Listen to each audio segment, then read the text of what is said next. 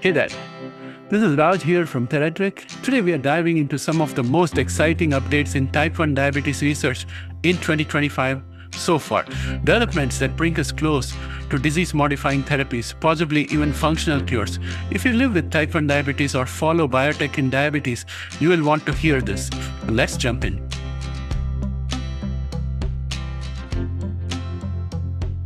In a landmark case, researchers implanted donor islet cells engineered via gene editing to evade immune detection into a person with type 1 diabetes. Remarkably, after 3 months, those transplanted cells remained functional without any systemic immunosuppressive therapy. According to Nature magazine, the approach used CRISPR editing to downregulate immune recognition molecules and enhance don't eat me signals so the immune system would ignore these cells. This is the first known human case demonstrating a live functioning islet transplant that survives without immunosuppressants. I'll bring more about this later in a dedicated video. That said, it's a single or small number of patients, so we can't generalize it. We still don't know how long those cells will last, whether there'll be late rejection or how reproducible the technique is. But nevertheless, it's a good beginning.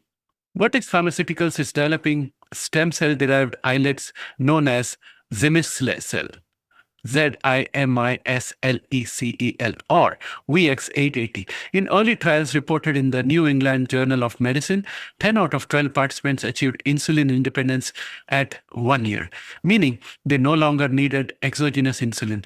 All participants also maintained target glycemic control. Vertex is now advancing this therapy towards pivotal phase 3 trials, though it's still early days. Vertex previously explored a parallel approach using encapsulation devices to shield stem cell-derived islet cells from immune attack without systemic immunosuppression. I have explained that in detail I think maybe a couple of years ago when Vertex and CRISPR Therapeutics were jointly working on it. And that was the concept behind VX264. However, in 2025, Vertex discontinued this program after phase 1/2 results showed insufficient efficacy. So while the idea sounded promising, in practice, this path has been paused.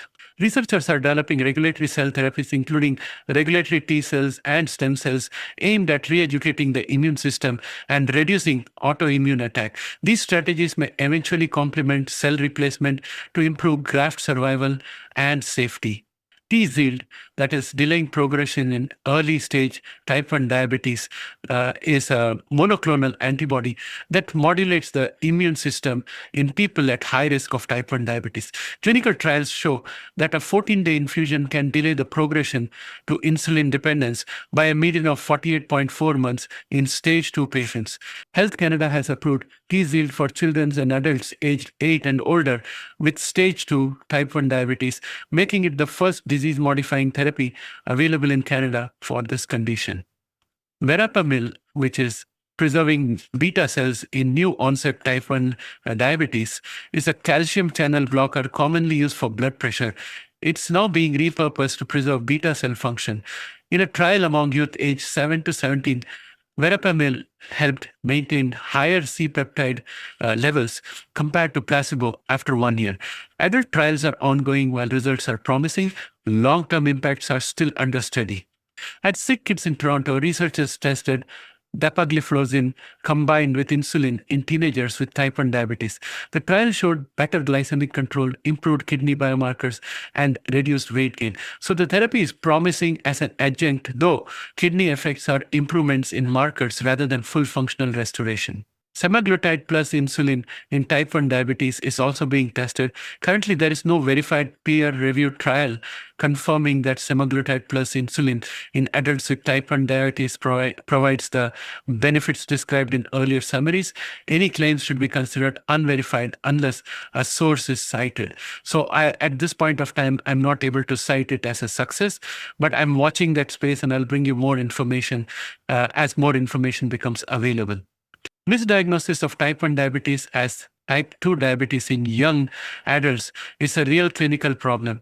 Some research groups are developing AI algorithm to flag these misclassification. However, there is no widely deployed AI program as of 2025 that has been fully validated.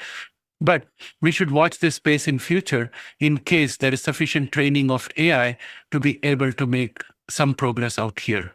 Some Swedish researchers noted an increase in type 1 diabetes incidence in 2021, particularly among young children and men, with rates reportedly returning to baseline by 2023. While a link to COVID-19 infection is under investigation, causality is not fully established. So let us summarize everything that has happened in 2025 so far. We are seeing a paradigm shift in type 1 diabetes research from purely symptomatic treatments to restorative and disease modifying approaches. Gene edited islet transplants and stem cell derived islets show the most promise and the most immediate promise for restoring insulin production. On the drug side, T-Zield is the first therapy shown to meaningfully delay progression of type 1 diabetes, while verapamil and SGLT2 inhibitors provide additional benefits as adjunctive therapeutics. Diagnostics and AI tools are emerging to help catch misdiagnosis and intervene early, but most are still in early development stage. Looking ahead, I think follow-up data on long-term survival of transplanted or engineered cells is something that we have to watch for. Pivotal trial results for stem cell therapies is another thing that we need to watch. And new immunoprotection strategies to enhance safety and efficacy is another thing to watch.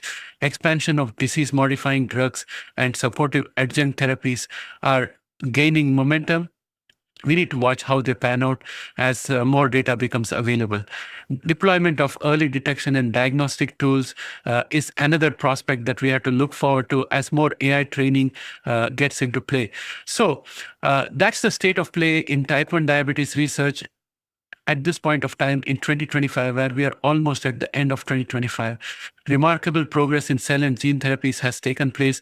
Promising adjunct drugs and evolving diagnostic tools mark the progress for 2025. None of these are yet cures for most people, but many are stepping stones towards that goal. Friends, if you like this kind of a deep dive, drop your questions in the comments. I'd love to cover a more detailed analysis of Similis Health or immune protective strategies next. Thanks for watching, and I'll see you next time on TheraTrek. Bye for now.